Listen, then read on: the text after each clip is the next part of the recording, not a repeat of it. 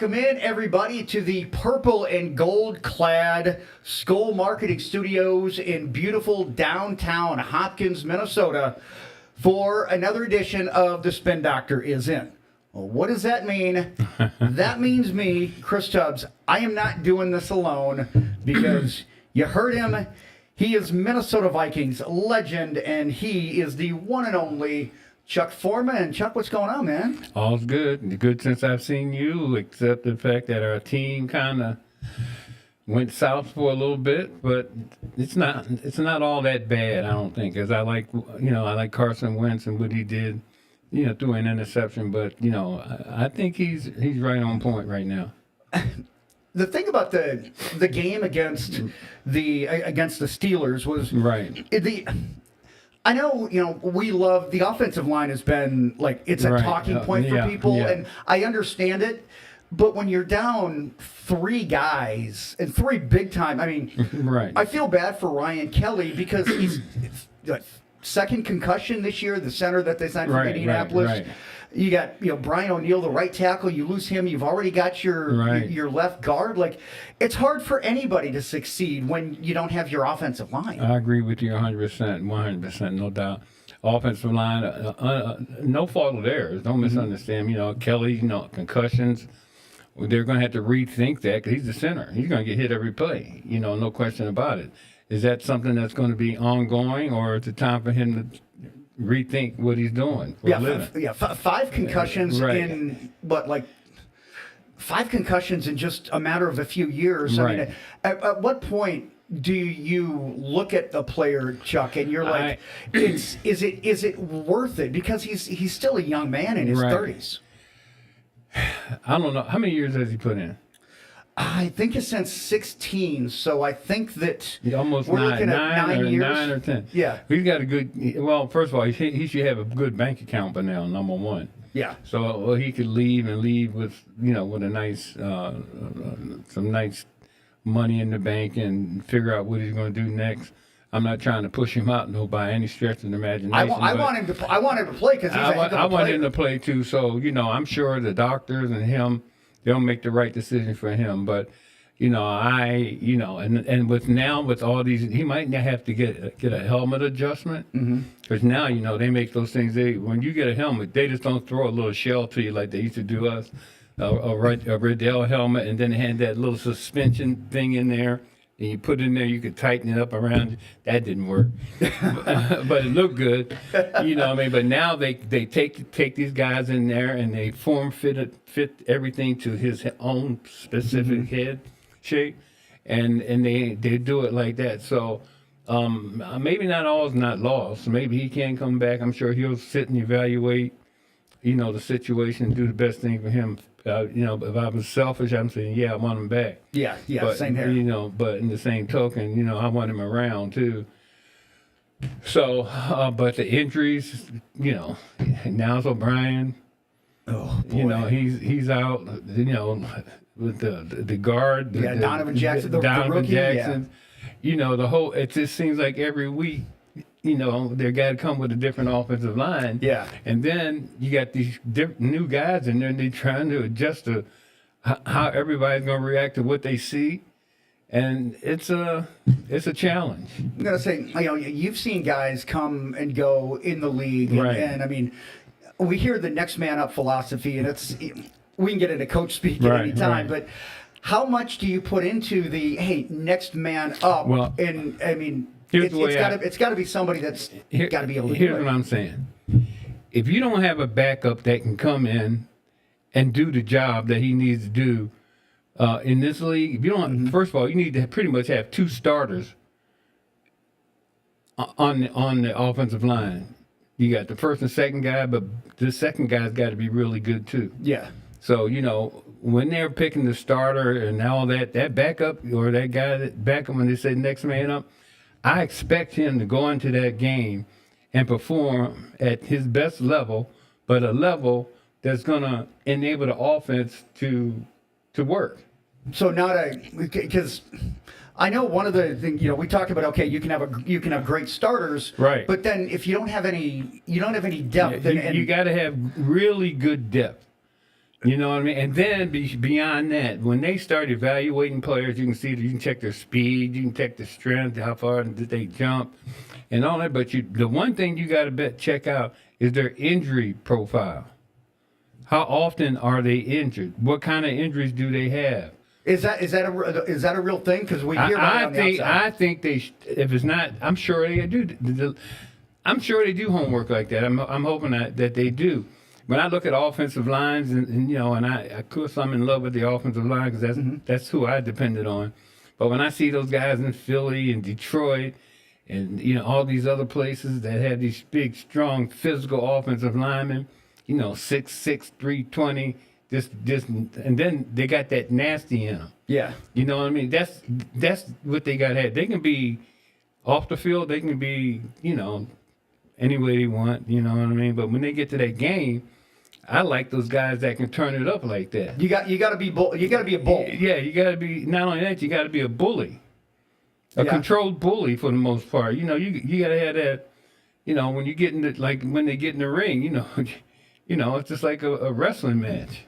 You know, you gotta go. Yeah. So and we just jumped into the conversation there, and that's one thing I love about this is we can go and I'll put all of the graphics and post production.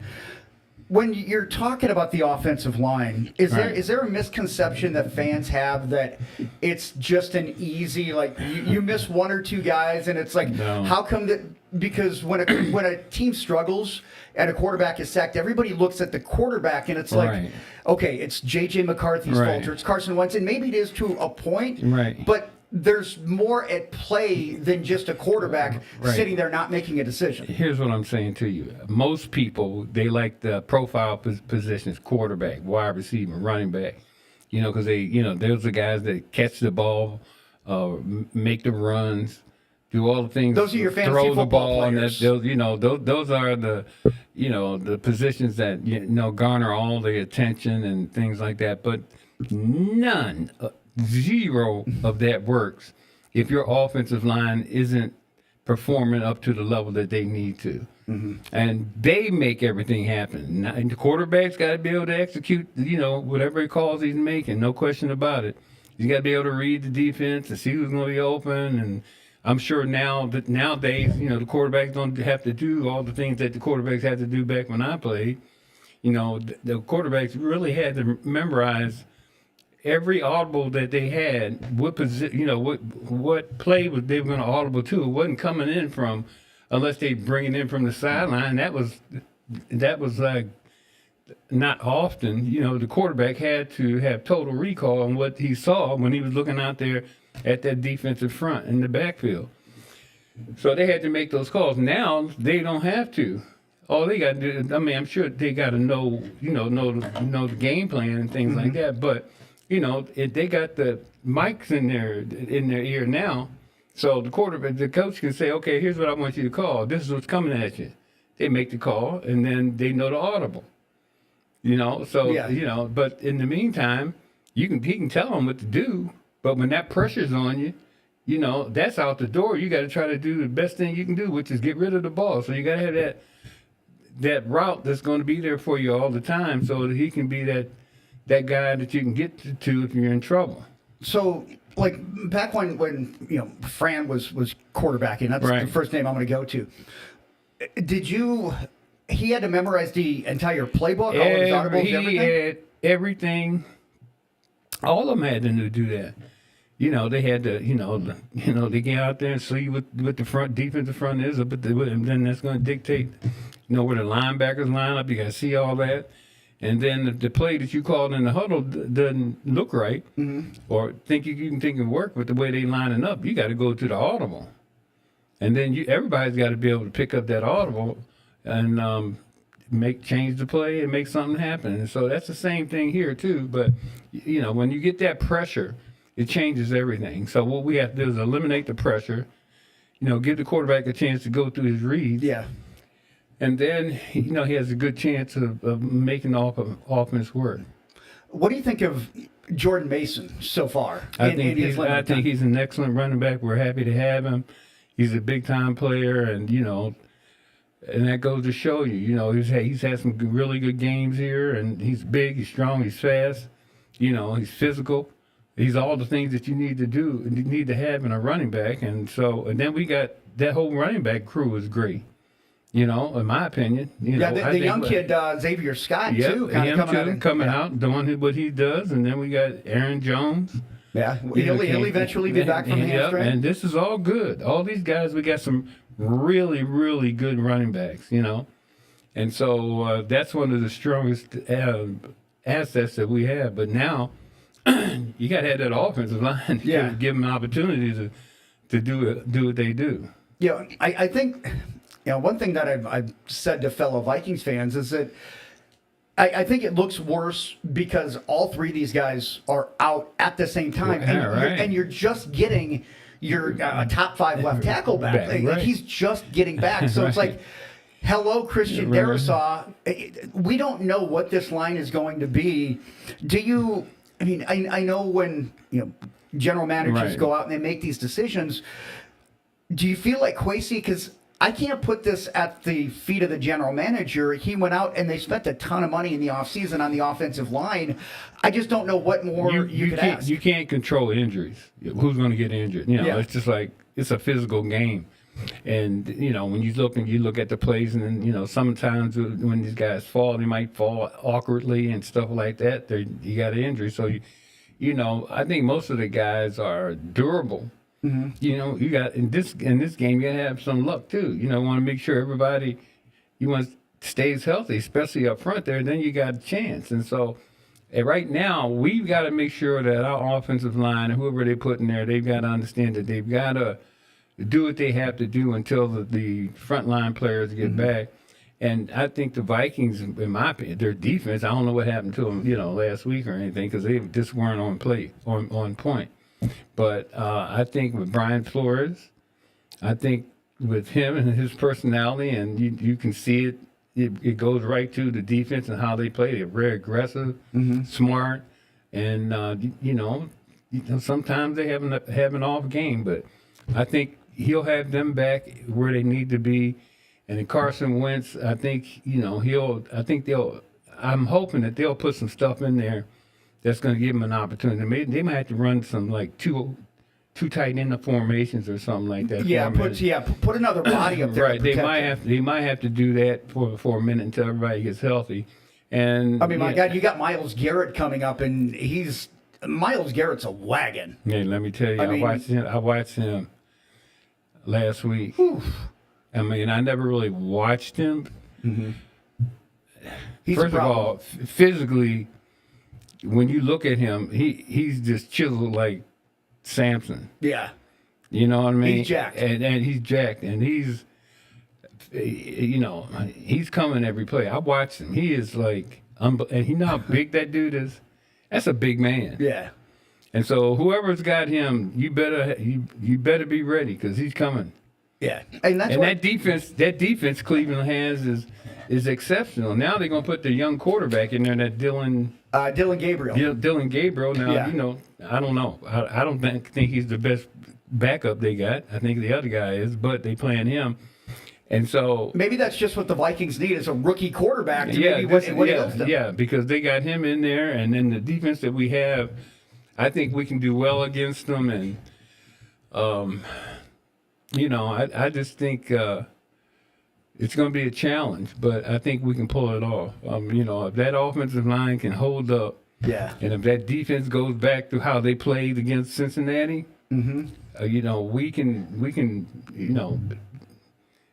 have a really good outing. Yeah. Well, I mean, Isaiah Rodgers a couple of times. Right. I mean, that game against Cincinnati, I looked at my wife. I'm like, I don't think I've ever seen them play this quick, or it's this well for as long as they did. So I think that when you're talking about a team that just dominated, you're talking about the way that they played against the Cincinnati Bengals. I don't know if that's what this team is or if it's somewhere in between. I'm not a fan of the early bye week either. Right. But I mean, week 5, you kind of, with all the injuries on the offensive line, I'm kind of okay with an early bye week. Oh, I am too. And I guess when you go out of town and overseas. Overseas, yeah. You know, when they go over there for 2 weeks, they need a bye week Yeah. to regroup and come back and, you know, get back to the norms. And so let's hope they can pull this one off and win this one. Don't want to go over there 0-2. No, absolutely not. For those that are new to this is a Spin Doctor is in. My name's Chris Tubbs. I'm with Vikings legend Chuck Foreman. We're on YouTube. We do this every week. Also on all of your audio platforms, your Spotify, Amazon, iHeart, whatever you choose. Just Google Spin Doctors in, and you'll get the podcast. Chuck, we're talking a lot of 70s, Right. a lot of old school, but we just naturally, I said last week, I love when a conversation just organically happens. And to sit here and just talk a little bit about the current product is good too. I kind of want to go back to something that you had talked about with quarterbacks and, Right. and audibles now.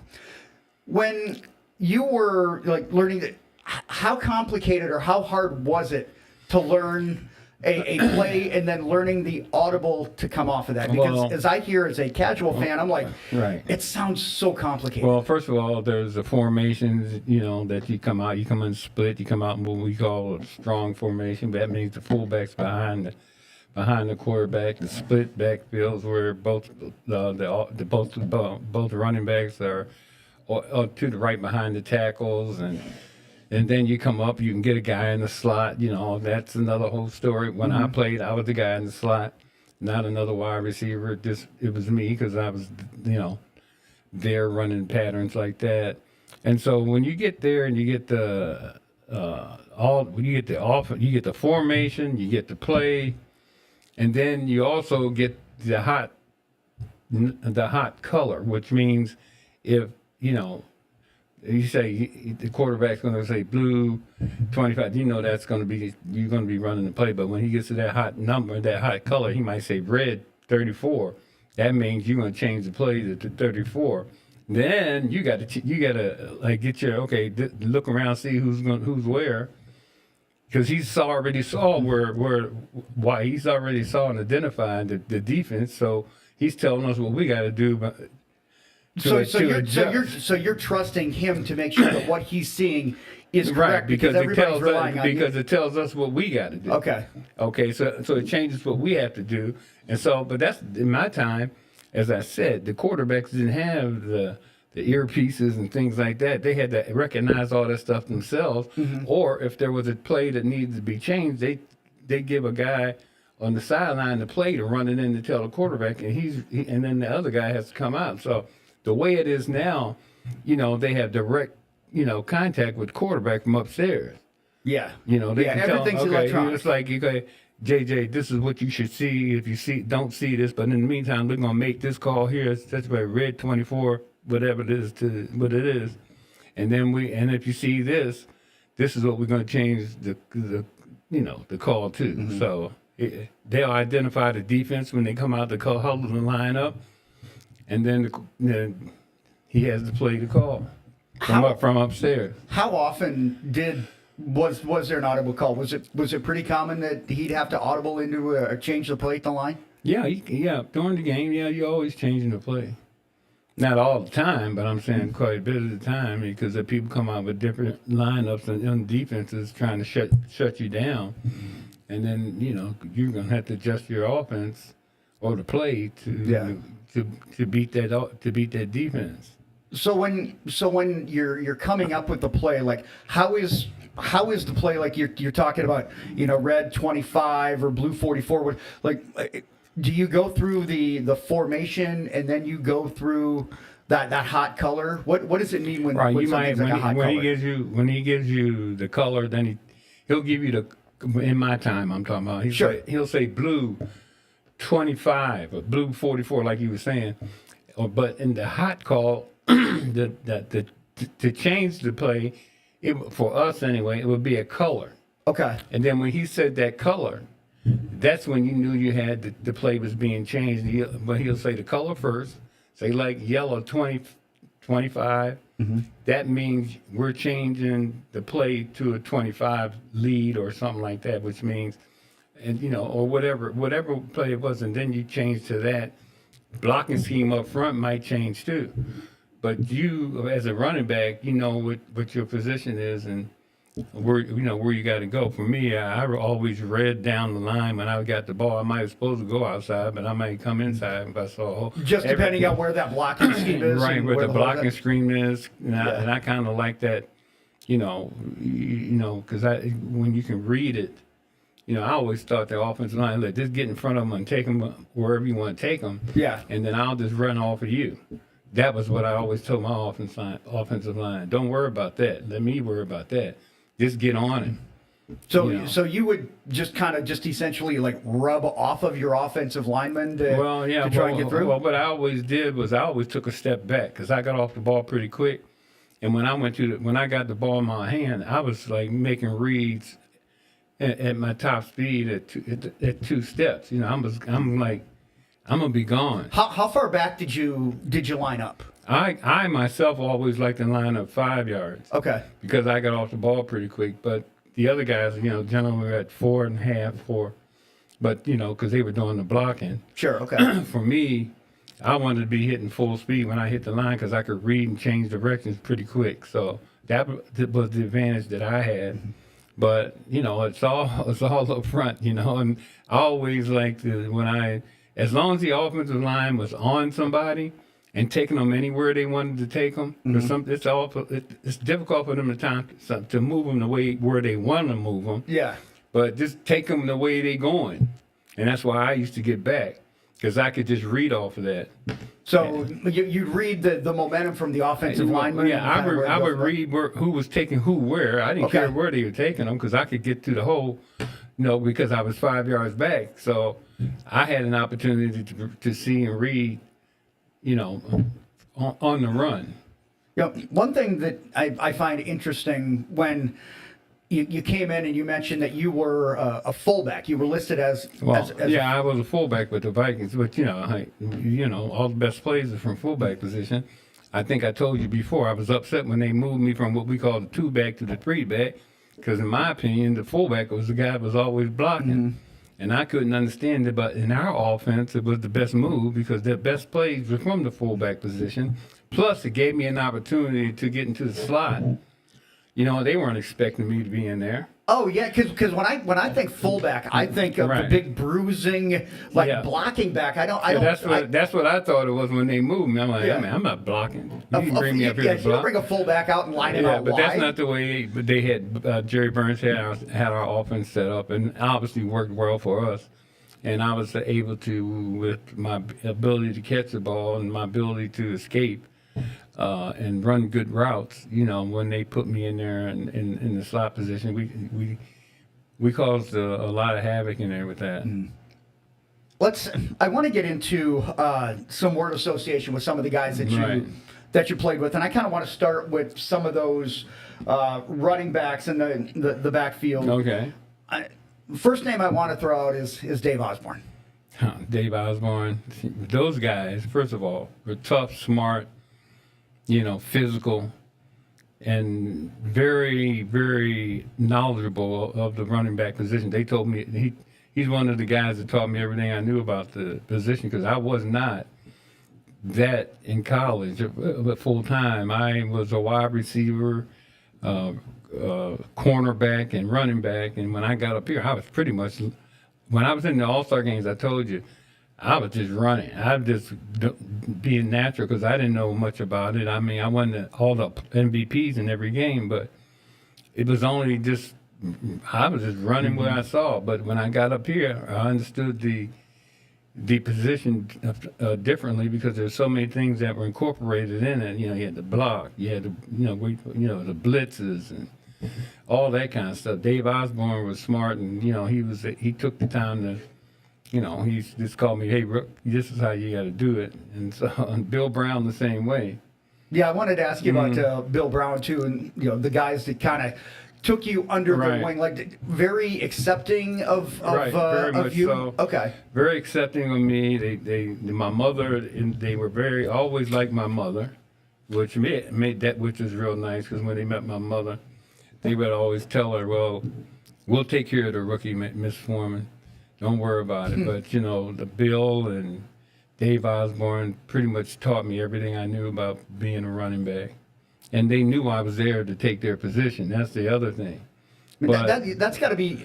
You got to be pretty secure in yourself. But what happened though is the way it worked out. Everybody had their assets, and everybody played, and everybody was important to the scheme, and those guys, they didn't make mistakes, never, hardly ever. Bill Brown, of course, when I got here, he had already had 12 years in, so I got to hang around with him for a year or two. And same with Dave Osborne. He came out of North Dakota. Bill came out of Illinois. So I got an opportunity to play with some of the toughest, best running backs in Viking history. Well, let's move to the wide receivers and John Gilliam. Right. John Gilliam, Mr. Smooth, we used to call him. He was a great asset to us, no question about it. He, first of all, one of the greatest people I've ever met in my life. I mean, as far as football goes, as just a human being, he was that. Plus, he taught me how to dress. You said you were the sharpest dressed guy in the NFL. I learned all that from him because I got this trophy for being the best dressed in the NFL. I really did, and I got that trophy, and that was all John Gilliam showing me that, because we used to go to this place. What was the name of the place? I forgot the name of the men's store here, but it was off of 494. Back then, 494 was the place to be because all the bars were there. All the clubs were there. All the excitement was there in that 494 strip. And I forgot, Cedric's was the name of it. We went to Cedric's, we would go to Cedric's on our day off, which was Mondays.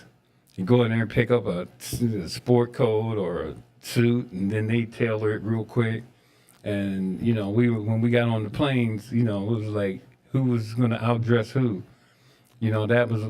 That's what we used to do. We used to have a lot of fun doing that, and luckily I got the best dressed in the NFL trophy. I got it at the house too. That's one of the ones I show people. See, I got to see that one. Yeah. So. Well, it's a box with my name on it, and you can put all your cufflinks and all that stuff in there, and it's sitting up there too. So how did they design? Was that just like was it vote, or how'd you get that? It was voted. I guess somebody, I got the NFL at the NFLPA. Oh, that's fantastic. Yeah, so everybody must have saw me dressing. I was dressing to the nines too. Because I remember you told me there's a difference between being a pro and a professional. Right. Was that something that Bud kind of relayed to you guys too? Right. It's like, hey, you're a professional football player. Yep. You're representing the Minnesota Vikings. Right. Yep. And he wanted you dressing as you supposed to be. There was no jeans and all that stuff on there. When you came to the football, when you got on the plane, you had to be dressed down with tie and coat and all that. But back in our day, man, we were trying to GQ. Yeah. Yeah, back in that day. But it was all fun, and it's nice when a team gets off the plane. They're all dressed nice and all look good, and they're professional. So it's got to make you feel good too. Just about everything that you're doing, you're like, okay, I'm here. It feels like a business trip, right? It feels like you're there to take care of work. And that's the way Bud looked at it. It's a business trip. Hey, we're going here. We're going to take care of our business. We're going to look good doing it, and we're going to do it to the best of our ability. That was his way of doing things. And everybody thought he was like this real hard guy, but he was not like that. I mean, him and I sometimes didn't agree on everything. You know what I mean? But it was always like, there always came to be a happy medium of where we always, but, I don't mean anything by this, but I want to look like this. Yeah. When I was dressing in my uniform, I wanted to project a different image. Well, no, we don't do that, but I want to do this. So I ended up with my shoes, because you used to make everybody wear all black shoes. Okay. And then I had this deal with the shoe company. Who was it called? I forgot which one it was. I think it was Adidas or something back in the day. Spot Built. That's what the name was. And so I had to deal with them. So I had them design a shoe for me that was black, but straight down the middle where you tied your shoes, Yeah. there was this white, a little broader white came up there, right? And then I put my white shoestrings in there.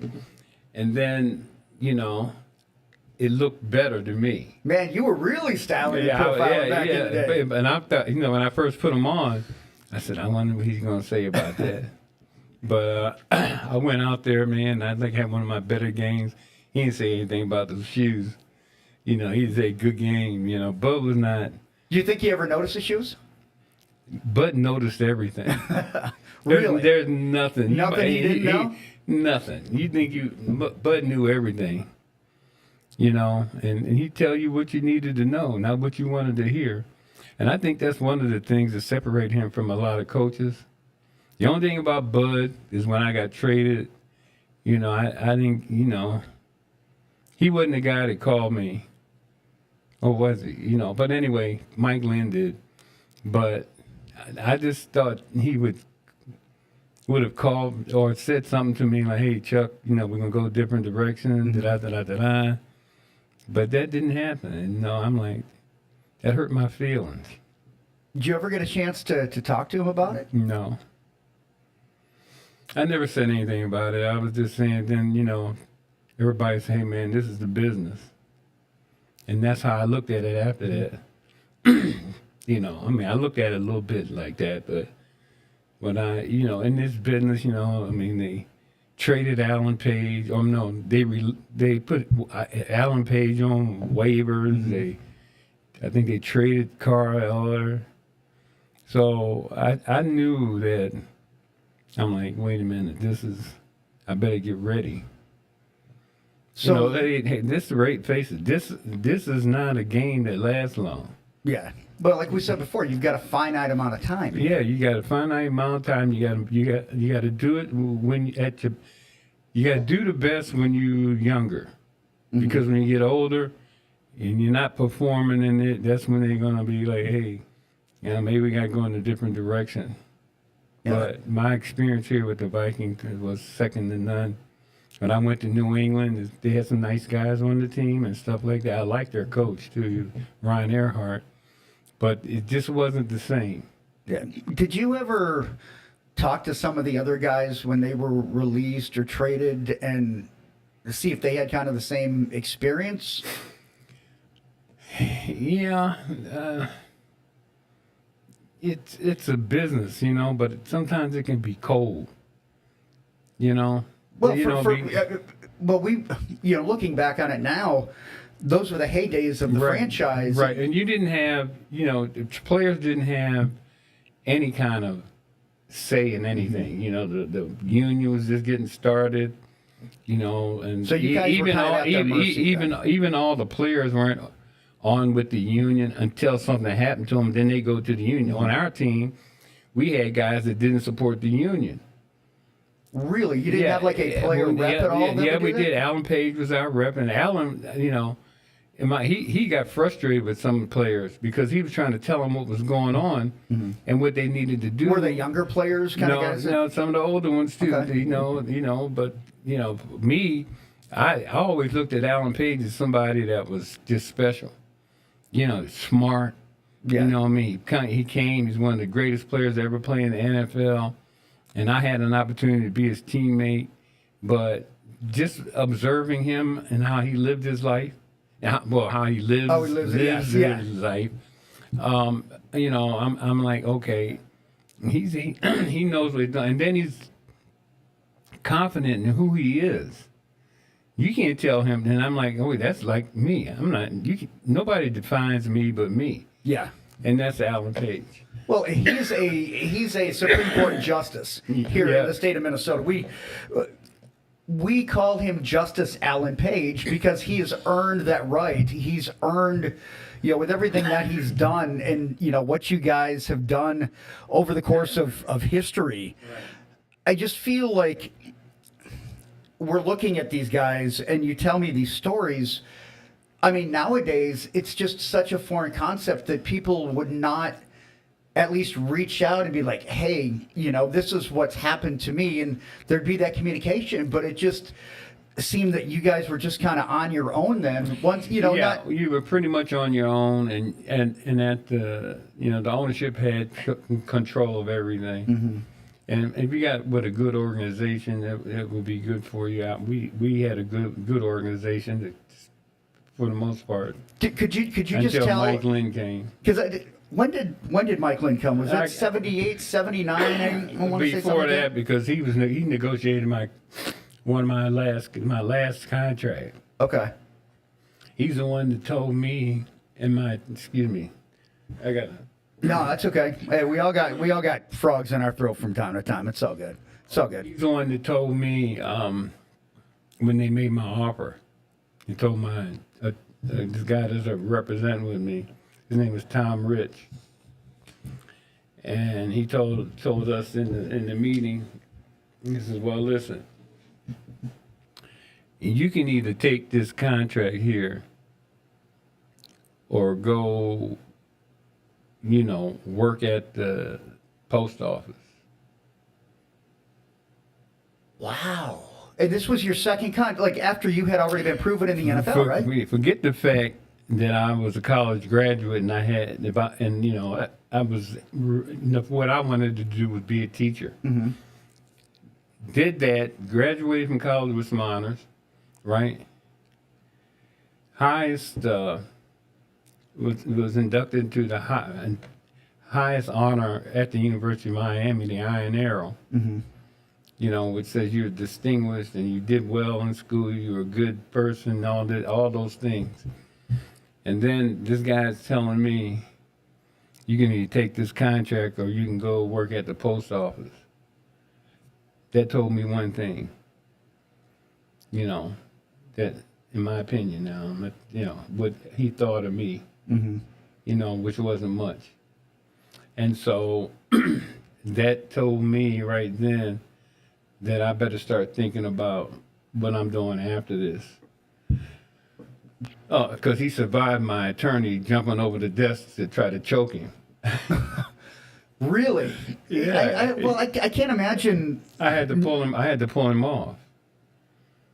So there was no negotiation. There was just kind of a take it or leave it? They had some. No, it was some negotiation. But when he was at his, he was like, "I'm done. Okay, here's what you can do."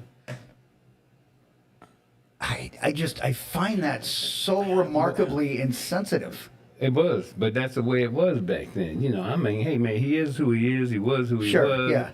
I'm good. I'm survived. But that's just the norm of the game back then. That's not just happened to me, but it happened to a lot of guys. I was gonna say if that's Right. kind of what he did But with right you. now, in the way the game is, and the strength of the players and the players' union, Mm-hmm. and the money they make, these guys aren't going to insult these guys like that because they need them to win. And see, in my situation, there was nowhere else for me to go, other than, in his mind, go work at the post office. Did they? You see what I'm saying? Yeah. So it was like, it wasn't that I could go to another team and play. He was telling me either you can do this or go to the post office. So at that point, like, New England is not the New England that we knew No. in the 90s. Like, New England at that point was But it was just like, New England was like one of those teams, when you look at the schedule, you can check it for a win. Yeah, they were a downtrodden team. Yeah, they weren't one of the best, but they had some good people and some good players in there when I went there. Unfortunately, it was.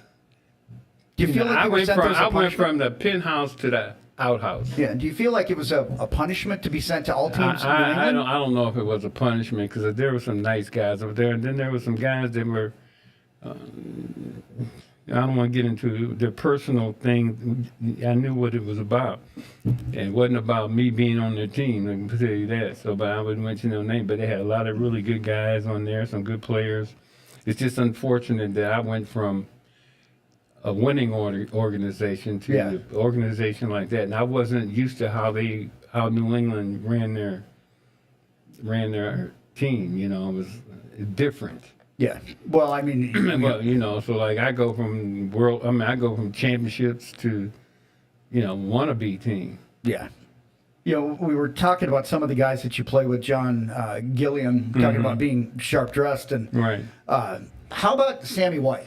Sammy White, boy, when he came, he was like, when we saw him and the way he ran his routes, how fast they were and how quick he was and how low to the ground he was. And when you threw the ball, he always caught it. Tough guy, one of the best receivers of our time, no doubt about it.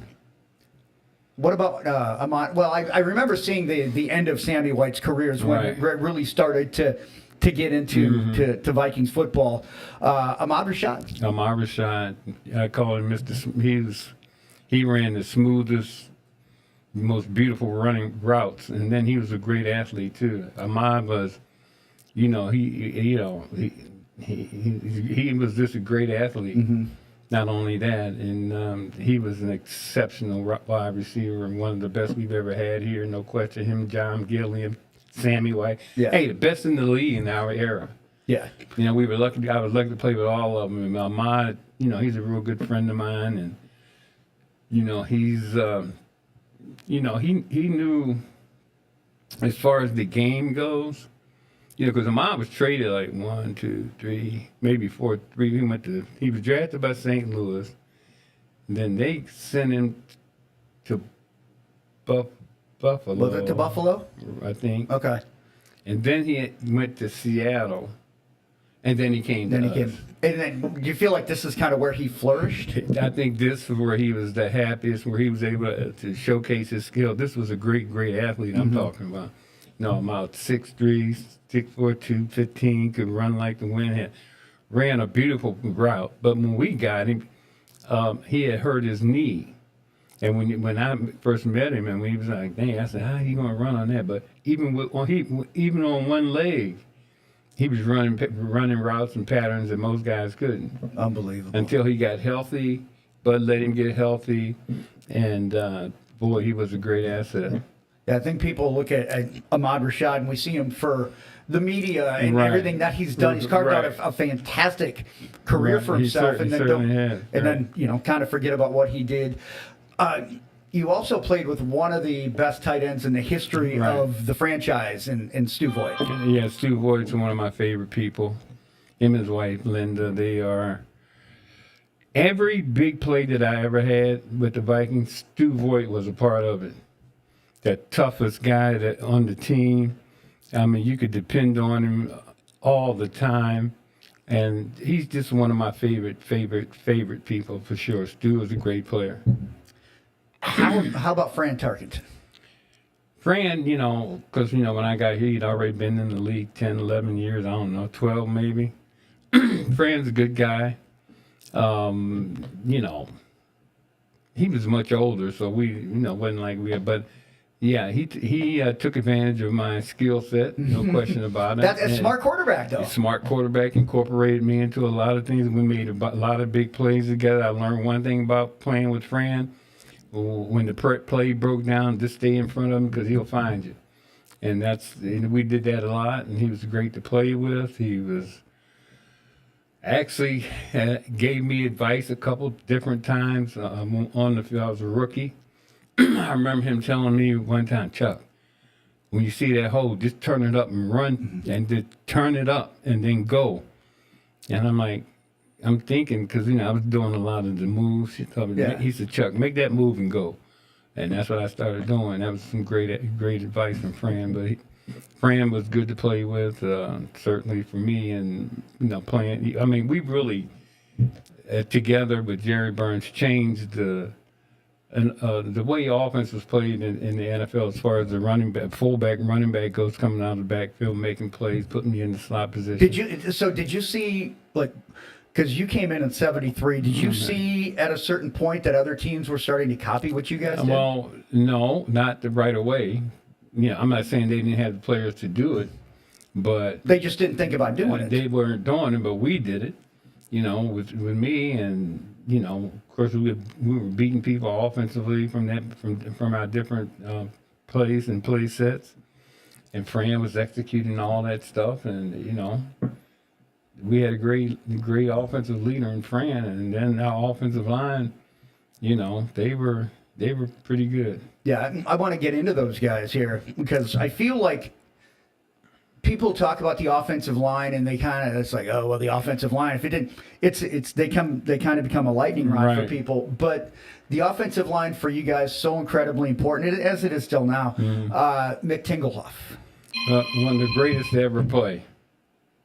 No doubt about it. Yeah, I think of all-time greats in Minnesota Vikings history, Mick Tingelhoff is Right. definitely a part of that mix. Right. Another one is, as well, Ron Yeri. Ron Yeri, in our era, was the greatest offensive tackle there was.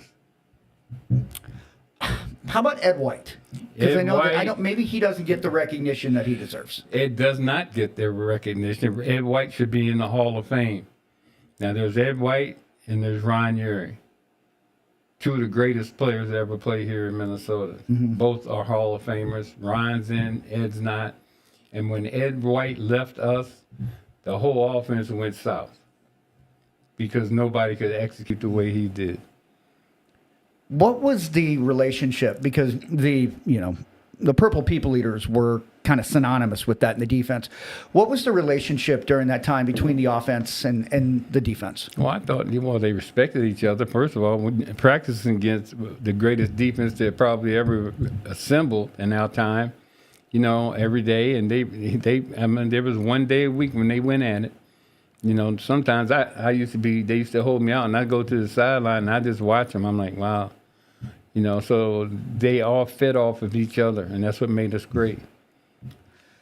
I want to kind of ask you about each one of these guys individually. Gary Larson.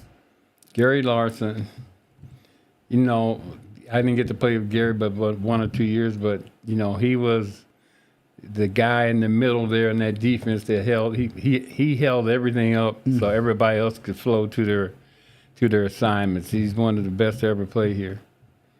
How about Carl Eller? Carl Eller. I don't know, man. He was intimidating. Just walking around. Carl was, as you know, one of the greatest defensive ends, if not the best defensive end ever in football in NFL history. Justice Allen Page. Alan Page. I say this all the time, and I hope people, understand what I'm saying, because I had a lot of good teammates, but I admired Alan Page for who he was, not so much football. He was a man of principle. He had his standard. He lived those standards. He didn't say a whole lot, no question about it. But for Chuck Foreman, anyway, when I think of Alan, I think he would be. When you see Alan, I would think you would hope all your children would turn out like that. I guess that's what I'm saying. For me, coming here, and I don't misunderstand, all the guys are great. But I'm just saying, for Alan, just being around him and watching him for the years I played with him, and how he prepared, how he he's a matter of fact guy. He came to work, he did what he did, and he did it like a professional. And game day, he might not say anything to you. You know what I mean? So He's locked in. He'd be that locked in. Because I remember him coming off the sideline when he was coming in, made a great play. I wanted to say something to him, and somebody said, "Hey man, you don't need to do that right now." He's he's focused. Yeah. How about Jim Marshall? Jim Marshall. They call him captain for a good reason. I think I might have told this story, but I'll tell it again. My first agent was a guy by the name of John Wooten. He played he played guard for the Cleveland Browns, and Jim was on the Cleveland Browns for I think 1 year with Jim Brown. That's who he blocked for. Okay. And when John and I came up here to do a contract negotiation, he had Jim Marshall. Jim Marshall picked us up from the airport. Yeah. And then we went to Jim's house and we sat down. All that, went out for dinner. And then conversation I had when we left, Jim, we went downtown with Jim in his car. I had never been more scared in my life. This guy, I'm like, you driving so fast. I'm like, he had this yellow Eldorado, but convertible. And we were there, and I'm like, man, we got back. And John says to me, Chuck, I'm going to tell you something. You met one of the greatest people you'll ever meet in your life. When God made him, he only made one. I'm saying, what do you mean? He said, there ain't no way he's going to make two. No, this is what he said. He said, he's the greatest guy, the smartest guy you'll ever meet. But don't you ever try to do all the things that he can do, because you can't do it. He's that kind of guy. He was smart. He was a great athlete, of course, his father, all those things. But he was a daredevil, too.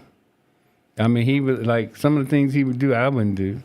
Wouldn't even think doing. But if I were in a position where I had to survive, whether it be, say, for instance, we were in we were in the Army or something like that, and he was the group leader, I'd follow him anywhere. Did he just kind of command that respect, command a room? That kind of respect by performance. He didn't say anything, but I can tell you what, there's no man that I've met outside of my father that I would give that to. He was like, he showed you the way, and I said by the word show, he showed you the way and how to do it. And he was relentless. I'm talking about relentless and smartest, just one of the smartest people wanted to be. And he had a, what do you call it, a cell phone. Okay. When I first got here, I never knew anybody had a cell, but it was a briefcase cell phone. He had one of those. All the things that you need. I mean, every gadget you could have, anything you could have. But Jim Marshall was special because he opened his home to you. He showed you the way. He was a great leader. He could motivate you. But the bottom line is, he was, man, I don't even have a word for him except for the fact that when John Wooten told me, be the greatest leader you ever met, one of the greatest people you ever met, and he was not wrong about either one of those, but he also told me this: don't you ever try to do what Jim Marshall does.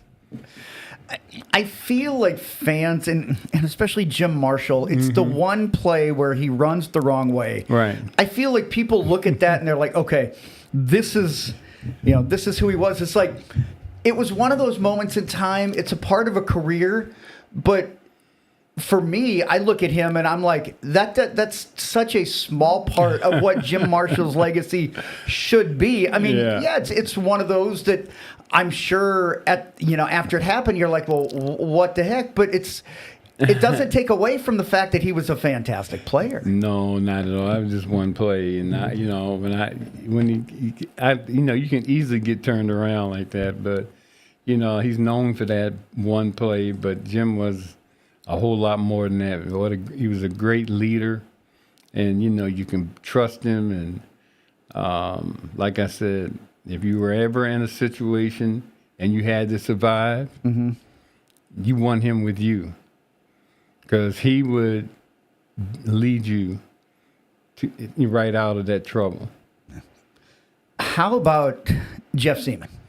Jeff was, one of our great players too, at middle linebacker. Smart, went to Stanford, very quiet, very grounded religiously and all that kind of stuff, and just a real nice guy. Real nice guy. And then when he came to football, he knocked the crap out of you. You know what I mean? So Jeff was one of the nicest people you'll ever meet. Great teammate. One of the first guys that I ever met when I was a kid, Matt Blair. Yeah, Matt was, into a lot of things, photography and all that, and he came here as a rookie, him and Fred McNeil, and both of them ended up starting, when they came in their time. I think it was 75 or something like that. I don't know when they got here, a couple years after me. Well, just a really fine football player for us, Matt Blair was, and he left us too soon. Yeah. A couple guys in the secondary I want to hit. First of all, Paul Krause. What can I say about Paul? Paul was the ultimate safety in our era. He still now leads the NFL in interceptions. I think it's 81. I don't think anybody's going to catch that. I don't think anybody's going to touch it, even with it being a pass-happy league. No. He was with the Purple People Eaters. He was up the Washington Redskins. I watched him when I was a kid. And when he played for the Washington Redskins. I'm sitting at home watching him. I was in 9th, 10th grade, something like that. And then I end up playing with him a few years later. So Paul put in a long time. One of the greatest safeties there is, and one of the finest people you'll ever meet. How about Bobby Bryant? Bobby Bryant. Well, Bobby was always there to make the big plays. He wasn't the biggest guy. And him and Allen were real roommates, and they were real tight, and still are, I guess. But Bobby Bryant was one of the best cornerbacks that ever played here in Minnesota.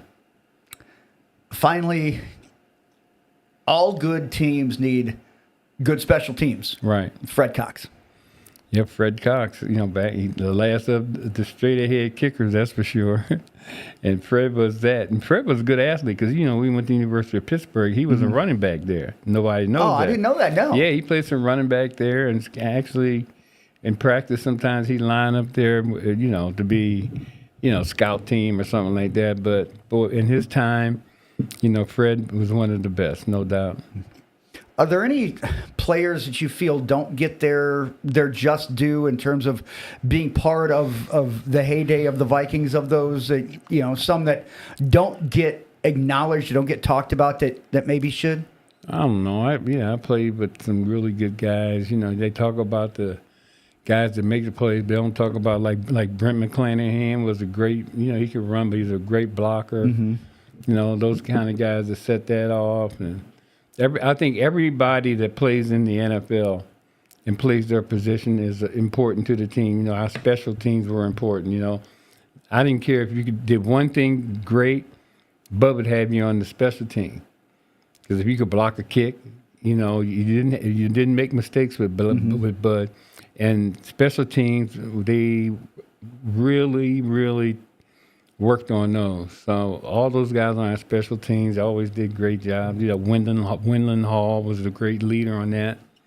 And, I can go down and talk about a lot of the guys, but, we had a lot of them because, special teams guys came in and Nate Allen. Yeah. He was great at blocking kicks and things like that. So we had a lot of guys. Well, I've enjoyed talking about, again, more about the details and the nuances of the offense, and then kind of getting a feel for your relationship with your former teammates and throughout the course of the entire decade. Right. Well, first of all, I'm going to say this. I had great teammates, which made the team great. Everybody was focused on what they had to do when they got here. Everybody knew that Bud and what Bud expected. I think Bud treated everybody fairly. Mm-hmm. He never told you what you wanted to hear. He told you what you needed to know. And a lot of people can't relate to that. But Bud would tell you, hey, man, you can't make that play. You can't play here. So it wasn't like he was being disrespectful to you. He called you to the side and say, hey, you can do better than that, can't you? So it's just accountability, though. I mean, you have to be accountable if you can't do the job. You were accountable, and if you played special teams, you were accountable. Mm-hmm. Well, I don't care. Like Bud said, if you're on our team, I don't care if you just get in there for one play, but that one play better be your best play. Yeah, because he's putting you in there to make that play. And if you make that play, you make it consistently, you're gonna be here. You're going to get an opportunity to make another play. But if you make mistakes and all that and don't do your job, you out of here. That's just the way it was. Hey, I remember this one offensive lineman we had. I think I don't know where he's from, Grambling or something. He was like 6'5", about my time 270. I mean, this guy could run like the wind. When we were practicing, and for instance, he had the pull. Okay. And I had to come behind him, and I'm like, dang, I can't even catch up with this dude. He's going fast, but physically he looked good and all that. That was about the pads and all that. Man, we got to put on the pads, and physically he couldn't handle it. They beat him up. I'm like, come on, man. A guy that big and that fast and that strong? He didn't have that. He wasn't tough enough. He might have been good at college to push people around. Yeah. But when them big boys got up here and started smacking them around, he couldn't handle it. It's like you almost. I'm like, damn, man, this guy's gonna make our offensive line great. Especially, man, he get out there and I can just follow him. Mm-hmm. You remember the Green Bay Suite? Oh yeah, with Forrest Gregg and all those dudes back. Well, people might not know that name, but they had that Green Bay Suite with Paul Hornung and all those guys. It was like the play of their era. Yeah, you give the ball to the back and just went. They always made big plays with it. I'm thinking we're going to have a guy like that is going to just knock everybody down. But, man, I remember Brent McClanahan and I was sitting, because we saw him leaving. We saw him leaving because he went out. They must have gave him his cut, called him in to cut him. And then then they pack your bag and you leave. We looked down there, and we were in Gage Hall, and Brent said, "Hey man, look out there, man, look who's leaving." I'm like, "Wow, they cut him like that?" He said, "Man, Chuck, he just wasn't tough enough, but he was physically gifted." I think it just shows that. We see the measurables, right. And everybody's caught up in the analytics, the numbers, the height, the speed, everything. But I guess at the end of the day, what you're telling me is if you get out there and you can't cut it, right. you got to have a little extra something, a little extra, man. A little nastiness up there. You got to have an edge, to play in this league. And if you don't, you're gonna have trouble. You can be like, I know a lot of guys that play, man. They very religious and they real cool. They, we pray together and all that. But when they step out on that football field, there's a different person that comes out. It's a job. It's how you make your money. It's a whole different guy that comes out. You know what I mean? It's like you don't even know it's the same person. It's just like they got another guy in there, and he comes out and like Jeff Seaman. Jeff was like, he was very religious, of course. Don't misunderstand, but on Sunday, I was like, hey, I got to put that aside for a couple hours. Yeah. But he go out there and play so well, and be so physical, and he made all the plays and smart, and just a likable guy. Yeah, Jeff Seaman. Yeah. Oh man, I love hearing these stories about some of the players that I've only seen the videos, but I don't know the backstory. So man, it's great to hear all these dynamics. But we've seen a lot of guys come in there that are physically gifted. Yeah. But man, they I don't know. I don't know how they made it through college, but because a lot of them are mostly free agents, so that might be it. But just so physically gifted. And then when they got on the field, they look good in their pads and all that. They look good in the uniform and all that. But when the whistle blew, it was like they didn't like that physical contact. Yeah, the whistle blew and so did they, I guess. Yeah, we had a lot of oops guys that came on the oops, Yeah, I'm sure as a running back, the last thing you want to hear is oops. Yeah, I mean, you don't want that somebody come by and, oops, I'm sorry, but no. Yeah. But anyway, those are little stories that go along. But it's when you make it in the NFL, especially now in this era, they got so much research and so many ways to research and check you out and see who, they can look at you every week because they got somebody on this that's got a camera that's So many showing scouting and analytics and so many people and on they it. showing it to you. They can show you right now what they're doing. Hey, look at this guy. What do you think of that? Yeah. But they can do all kinds of things. But the one thing, like I said, especially from the offensive standpoint, you know, you got to do a lot of research on these offensive linemen because I'm telling you, I want a guy that's on it, got an edge to him. Yeah. I got a guy. I want a guy that might, if I look at him the wrong way, he might say, "Hey, what you want? What you want over here? Nothing, sir."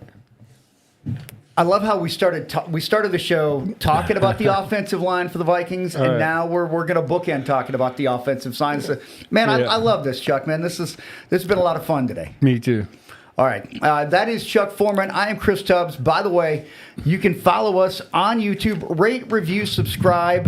Let us know what you're thinking of the show. Let us know. Follow Chuck on all of his socials as well, on Facebook, on Twitter.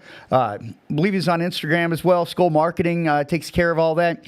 Also, as well, the Sports Legends YouTube channel. Rate, review, subscribe to that. And if you're a lover of the audio, check us out, Spotify, Amazon, iHeart, iTunes, anywhere you get it, because we are putting this all over. And tell your fellow Vikings fans about the Spin Doctors Inn, because this is the only place that you're going to get these kind of stories about the 1970s Vikings. And then also, you know, we're going to look at other points in Vikings history as well. So we got a lot of things coming up, and stick with us because I know if you guys are loving it, we're only a few weeks into this. So it's going to get bigger. It's going to get better. And until next week, Skol, everybody.